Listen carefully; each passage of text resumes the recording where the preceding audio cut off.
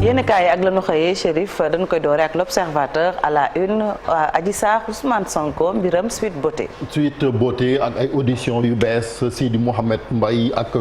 borom këru ki nga xamante ne mooy Ndeye Khady Ndiaye journal bi kon daal dina ci ñëwaat Sonko Adji Sarr les nouveaux actes posés par le doyen des juges mu mel ni kon moom dàmpkat bi di Aïssata Ba doon nañ koo déglu ak tamit Sidi Mouhamed Mbaye ñu confronté ko ak borom këru ki nga xamante ni kon moom mooy Ndeye Khady Ndiaye li ci biir kon mi ngi ci journal bi dina ci ñëwaat également ci libération des ba léegi rek ci wàllu politique actualité Yewwi Wallu mel ni kon am na ay révélation ci cas kon bu ñu tuddee ko Karim Wade mi nga xamante ni ki ko wax mooy docteur Cheikh Dieng moom jàpp na ni rek kon li ko jaaxal mooy Karim Wade musul ànd ci lëkkaloo diggante Yewwi ak Wallu moom mi nga xamante ni kon moom leen jàpp ni moo jiite parti démocratique sénégalais daf ko mës a rejeté et puis tamit gis nga ko rek est-ce que ñoom waa Wallu gëm na ni sax mën nañoo gagné kon lu toll kon ci fukk ak juróom-ñetti département ak ni ñu defee seen investiture bu fekkente ni bëgg nañ koo gagné moom chargé des élections bu PDS moom moo waxee lu ni mel et puis tamit gis nga ko corniche bi tamit ak yeesal gi daal waaw enfin di cher na trop 18 milliards de francs CFA ngir rek ko kon xoolaat yéemu nga de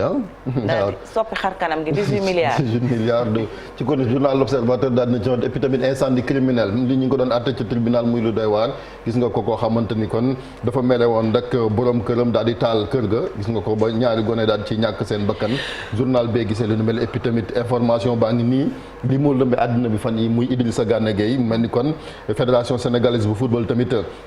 am na lu ko métti mu daal di koy ñaawlu ba ci les ultras ñi nga xamante ni gis nga ko ñoom it ay supporters la nekk fële ci Paris Saint-Germain ñi ngi jàppale kon kii di footballkat bi jàpp ni dañ koo singili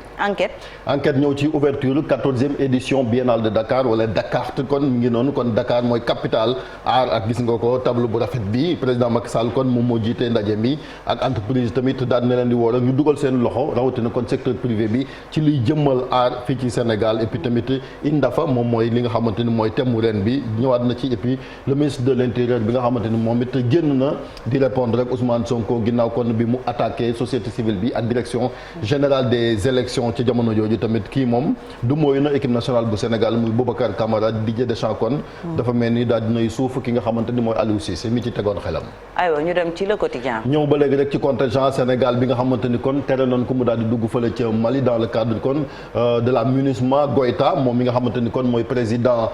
bu nekk fële ca Mali moom moo bloqué kon yooyu jàmbaar mesures yi nag li koy métti moom mooy day fayanteeg Sénégal ak waa CEDEAO yi nga xamante ni kon duñu embargo dëkkam moom Mali et puis tamit waa MINUSMA ñoom it joxe nañ ci neenan ba léegi rek ñi ngi xaar autorisation autorité malienne yi nga xamante ni kon ñoo nekk ca transition ba et puis tamit révélation docteur Babacar Diop mooy maire bu Thiès moom gis nga ko am na loo xam daal ci wàllu yorin rawatina taala si la ba tax na journal bi ñëw na ne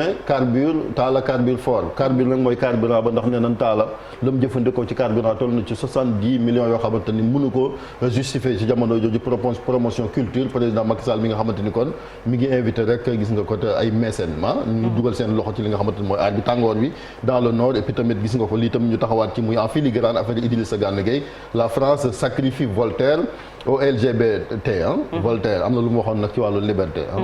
je ne suis pas d'accord avec ce que vous dites mais je me battrai jusqu'à la mort pour que vous ayez le droit de le dire. Très bien loolooy dëgg. loolu mooy dëgg. waaw effectivement aywa ñu dem ci le soleil. daal di ñëwaat rek ci li nga xamante ni kon mooy ouverture 14e édition biennale de l'art africain contemporain mel ni kon un retour de promesse ak ndax toog nañ ay at yoo xamante ni amuluñ ko li ko waral lekk moom mooy kon Covid bi ñoom nag daal dinañ ci ñëwaat bu baax a baax daal di reprolonger kon biennale bi rek ci février ba nga xam ci la nekk président Macky Sall daal di réitérer ambition ci wàllu culture bientôt dinañ ubbi li nga xamante ni mooy école des arts et des métiers de la culture dafa naa ci jamono ñaajo lañ ko daal di rek yaakaar ko def puis élection législative yi Antoine Diome kon mi ngi défendre direction générale des élections coupe du monde bi arbitre Sénégal yi danañ ci bokk. aywa libération soxna si aussi il faut ñu delluwaat ku ndukkal. Marie-Joséphine Diallo gis nga ko plus dommage à une fonctionnaire boo xamante ne exemplaire la. aywa ñu dem ci Libé. daal di ñëwaat rek ci li nga xamante ni ba léegi affaire Sweet Beauté ak tamit 2 rebondissements yoo xamante ni. am na ci Adji Sarr daal di rek kon ni mu rencontré ki nga xamante ne mooy Mamour Diallo ba ci sax Gabi Sow mi nga xamante ni kon avocat la ñu ne kon jege na ki nga xamante ni mooy Mamour Diallo ak tamit Sidi Mouhamed Mbaye moom ñu tuddee transporteur ndax moom mooy kon jëli woon ki nga xamante rek mooy Adji Sarr ak gynéco médecin ba démb kon jàkkaarloo nañ ak le doyen des juges et puis tamit demande avocat Ousmane Sonko yi concernant Sénat Seydina Omar Touré mooy capitaine bi nga xamante ni kon nekkoon gendarmerie doon rédiger procès verbal bi journal bi ñëwaat na ci et puis tamit Babacar Diop a ngi nii ba léegi rek ak tooxi doon a gën nemmeeku na kon moom la daal di rek donn fële ca mairie bu Thiès ca jamono jooju ministre de l'intérieur mi ngi dànkaafu opposition bi nouvelle ak lii aussi lu am solo la soxna Faty mooy musiba ba amoon fële ca Kédougou chauffeur bi kon condamné nañ ko 5 ans de prison ferme procureur moom li mu bëggoon sax ñu daal di koy rek fukki at moom ceeble Samake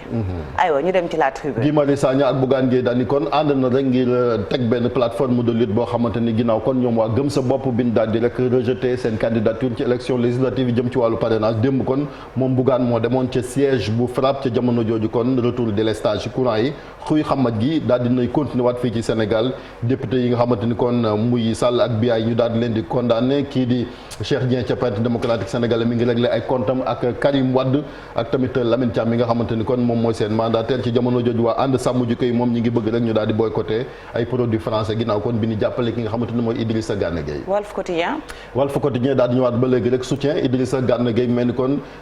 des lions menacés par leur club am na ci muy Ismaïla Sarr ak Nampalys Mendy dañ leen a rappelé à l'ordre ci jamono jooju tamit ki nga xamante ni mooy Kouyaté moom it ca Crystal Palace dafa mel ni kon ñii di kon supporters yi ñu ngi koy ŋaañi ci jamono jooju réception des dossiers de candidature ou liste de parrainage comment le pouvoir a dribblé Yewwi Askan Wi loolu journal bi moom moo ci ñëwaat l'Observateur le Walf den ñëwaat également ci yeneen yi ca jamono jooju aussi Joséphine Diallo mi nga xamante ni république bi mi ngi koy delloo ndukkal. Les Échos. docteur Babacar Diop daal di ñëwaat rek ci mbóot yi nga xamante ni moom la fekk ca mairie bu Thiès 70 millions yoo xamante ni carburant ñu consommé ko ci fukki weer kon la jàpp ni Talla Sylla moom la consommé li nga xamante ni mooy carburant bi ca jamono jooju 20 millions yoo xamante dégagé nañ ko ngir mobilier boo xamante ni mosuñ koo livré près de 20 millions également ñu daal di koy génne ngir daal di tabax rek mur armel yoo xamante ni ba léegi nam ne la mel et puis tamit terrain bi nga xamante ni mooy Sonatel ak EMG ak ñoom daal daanaka dañ leen a sarax rek fan nekk ndax fay dara dinañ ci ñëwaat ci nam gën a yaatu ak commenté Sidi Mohamed Mbaye tamit confirmé na Adji Sarr daal di démonter les accusations ci nga xamante ni moom lañ koy tuumal jëm ci mbiram Adji Sarr ak Ousmane Sonko daal di ñëwaat ci à la retraite volontaire bu président bu assemblée nationale Moustapha Niasse kon bu mandature bi jeexee dootul rek nekkaat candidat moom président bu AFP également ñëw na rek neen décision boobu moo ko jël en accord avec le président de la République tant que borom bi mi ngi koy may kon muy dund dina wéy di jàppale kii di Macky Sall moom moo yëkkati yooyee kaddu et puis tamit fédération sénégalaise football contre attaqué na jàpp ni daal gis nga ko rek violation signe ak jëm ci wàllu mbiram góor jigéen ci Europe daal ñoom ñaawlu nañ kon nin singalee kii di Idrissa Gana Gueye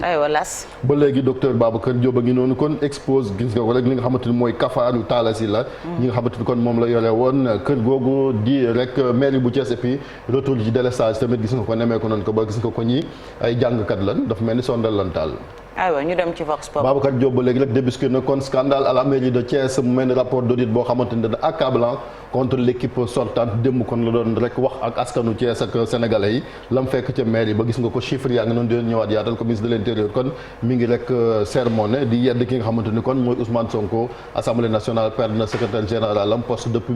1996 bu ñu sukkandiku ak journal bi Cheikh Bamba Dièye Guirassy moom frustré nañ ba tax na ñu daal di bouder la conférence des leaders de Yewwi Askan Wi. aywa source a. ñëw ba léegi rek ci li nga xamante ni mooy conseil constitutionnel ñoom la ñuy déglu nag fii ak mardi ñu daal di joxe seen décision ci recours yi opposition bi daal di déposé jëm ñu annuler liste su Benno Bokk Yaakaar nee na nag bu fekkente ne sukkandiku nañ ci décision bi conseil constitutionnel jëloon en janvier 2019 Benno Bokk Yaakaar sera out ndax rek jàpp na ne kon lii di jurisprudence Malick Gakou moom moo fay jaar ministre de l'Intérieur jamono gis nga ko muy daal di rek tontu Ousmane Sonko ak tamit daal di koy delloo place am député yaa ngi ni kon daan na leen muy Sall ak Biaye.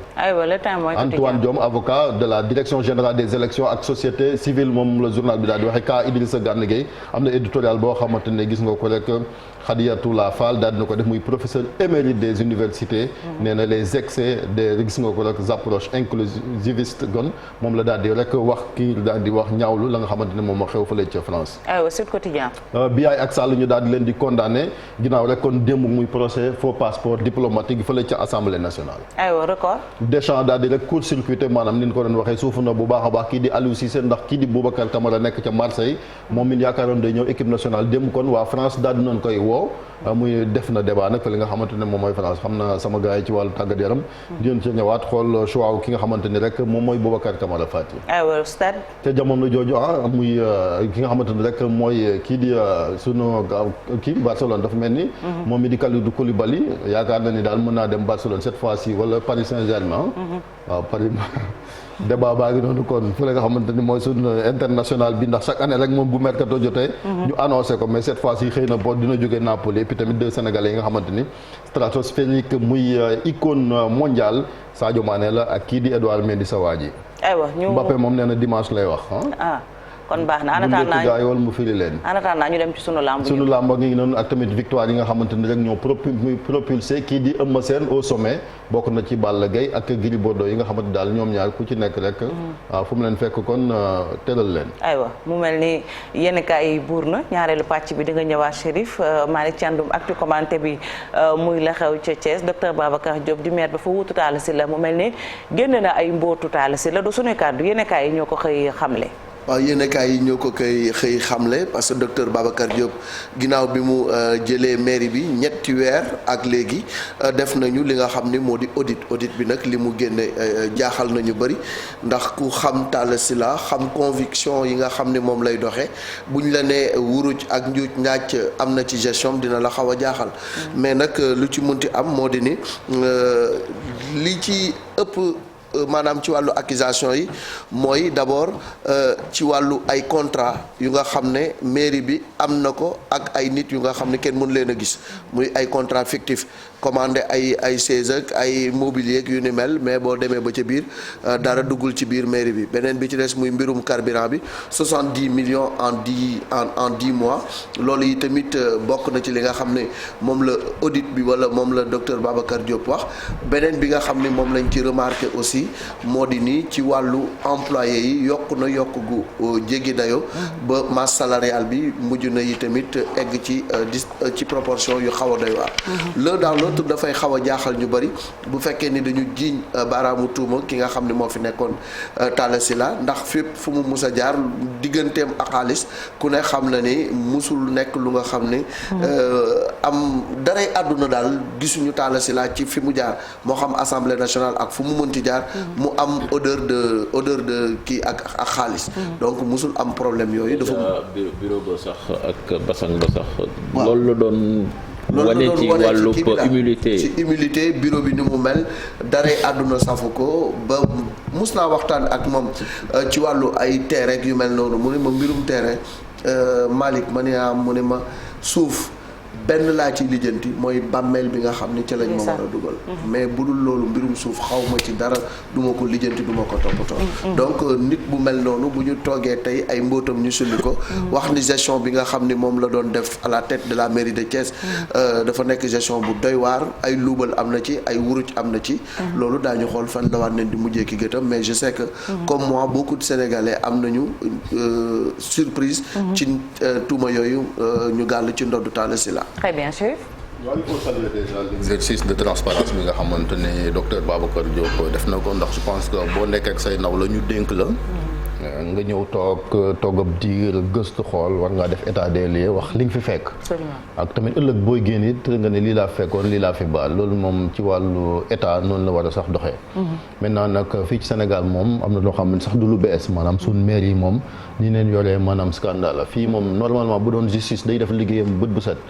gëm naa ne am na maire yoo xamante ni bu dee Sénégal nee na 150 et quelques communes la moom maire yi fanaan seen kër luñ bari. parce que ni ñu yoree maire yi lu leen neex lañ ko yoree surtout ci wàllu recrutement personnel bi sax déjà li ko waral mooy certainement xëy na jàngut li nga xamante ni moom mooy wàllu gestion. wala préparé woon leen wala tàggatul leen et puis tamit réew mi ni fooyee alalu mbooloo. dafa bari donc gis nañ ko ci cas yu bari yoo xamante ni même rapport OFNAC yi génn boo xoolee dénonciation yi collectivités territoriales yi ñoo nekk en tête maanaam population yi nga xamante ni njort na ni seen i maires yi maanaam wàllu guerre ak yu ni mel moom ko yoree noonu la donc li am solo ba am solo mooy il faut aussi soutenir docteur Babacar Diop parce que lii aussi bu fekkee ne wax na ko nii rek warul yem foofu il faut ko justice donc parce que moom du procureur du dara xëy na def na ni foofu la mën a yem. du mooy yoon donc li nga xamante ne mooy organe de contrôle yi état bi je pense que war na koo yónnee. ci collectivité yu bëri ngir ñu xool li nga xamante ni moom moo fa nekk su jaree bon nemmeeku nañ fa loo xamante ni jaarul yoon comme nii. muy loo xamante ni c'est sûr ñu dem ci justice atte ko fa. mu leer parce que ça c'est quand même en attendant ki nga xamante ni mooy Talla Sylla aussi. indi réponse am parce que comme ni ngeen ko waxee moom la fekk mais li gën a am solo sax du Talla Sylla mais am na ci ay sociétés yoo xamante ni nekk nañ ca Thiès mais daanaka occupé ay espace te duñ fay. Sonatel CBAO maanaam la ñuy fay dafa jàpp ab sarax la cité na également EMG. loolu aussi moom mairie bi loolu moom jarul xaar justice parce que je pense que mairie bi war na mën a sax remettre en cause les contrats là. population yi gis seen bopp parce que bu fekkente ni ku ne xam na ni suñ collectivités territoriales yi amul doole yu ci bëri état yi leen di jàppale. te xaalis bi nga xamante ni société aussi ñu ngi koy implanté am bénéfice sur le dos des populations nañ jël xaalis boobu fay ko delloo ko ci li nga xamante ni kon moom mooy woowee askan je pense que loolu moom day loo xamante ni li gën a am solo mais li ci gën a am solo daal en tout cas mooy il faut que yoon dugal loxoom ci li nga xamante ni moom la ñu yoree alal réew mi parce que fi ñu koy pasare bari na rapport yi chaque fois ñu génn ko du mujj fenn et puis njiitu réew mi aussi na bàyyi di protéger ñi nga xamante ni mooy ay ñoñam parce que loolu aussi am réew bu fekkante ni da nga ko yor ci dëgg aussi tëddee njaaxaanaay mais bu fekkante ni ku jege opposition bi la ñu nemmee ko dara ci moom wàllu yoon ñu yóbbu ko mu daal di fay comme ni ñu ko gisee ci wàllu caisse d'avance bi ñu ko doon wax sànq sa mbiram caisse d'avance bi buñ ci toppoon maire yi ba ñu dem kaso muy ñu jege Macky Sall ak ñu jegewul Macky Sall donc il faut aussi ci wàllu bonne gouvernance aussi comme dañ koy woote bay sa weewu tànk maanaam ñi ko jege aussi mu bàyyi di leen protéger ñu dem di répondre devant la justice su ko defee exemple la doon ci képp koo xamante ne bëgg ngaa jiite. Voilà, moi je pense que ci docteur Babacar Diop sax laay taxaw parce que dégg naa déclaration mu wax benn affaire boo xamee ni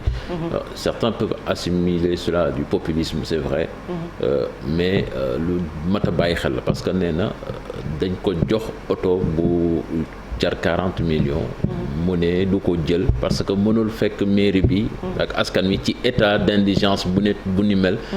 muy dox ci luxe bu mel noonu te je pense que loolu liñ ko fi gis ci dëkk bi dafa bari fii da ngay gis déjà ñu nekk ci niveau de pauvreté bu doy waar nga gis ñi nga xamee ni ñooñu jiitee di daw ci luxe bu jéggi dayoo je pense que contraste boobu mooy gën a andi fracture entre administrés yi ak way politique yi je pense que c'est à saluer même si bon am na ñoo xam ne peut-être suñ ko déggee dinañ ne daal c'est du populisme ak yooyu mais franchement moom moo war sax kooku mooy fonctionnaire mais am na yoo xam tamit am na ci ñoo xam ne soit ay fonctionnaire la yu ni mel des fois aussi am na ñoo xam ne il faut ñuy xoolaat seen mbir parce que ñoom ñooy dugal des fois ñi leen di jiite ci yenn tooxi doon c'est ça. et puis docteur li mu def nii moom la maanaam maire yëpp war a def su fekkee da nga nekk maire bu bees ñu jox la gox li nga war a njëkk a def mooy l'état des lieux xool liñ la dénk fan nga ko fekk état bi nu mu demee boo fi jógee nga ni lii laa fi fekkoon waaye bi ma fi jógee yi tamit lii laa fi bàyyi nit ñi xam ndax liggéey nga wala liggéeyoo ñi nga fi bàyyi woon aussi parce que tu es responsable de la gestion antérieure donc bu fekkee ni tey da nga bàyyi loolu mun na sax ëllëg bu ñuy càmbar dañ la ciy boole donc nga wax li xew balaa dara di xew loolu moom mooy yoon maintenant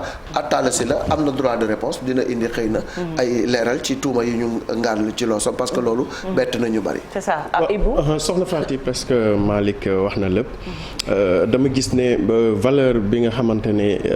lii di déclaration de patrimoine am na ko état des lieux loolu la am parce que dina la may bis boo demee ba war a def bilan jébal la ngay keneen nga mën a setal sa der donc c'est une démarche boo xamante ne ñu ngi koy rafetlu léegi nag comme yëkkati nañ ay tuuma wala sax loo xamante ne teg ko ci deru ki nga xamante ne mooy ancien maire bi ak ñi mu doon liggéeyal yaakaar naa yoon dina def liggéeyam bu ko defee tamit ça va faire tache d'huile yeneen gox ko xaan yi nga xamante ne amoon na ay njiit yu fa nekkoon te keneen wutu leen bu ko defee rek ni ñu yore alalu réew mi wala ñuy saytoo li nga xam ne moo yitteel askan wi tamit ñu mën ci taxaw bu baax a baax. Très bien merci beaucoup 7h jot na ba tegal juróom-ñetti simili léegi un jour au Sénégal un jour dans le monde.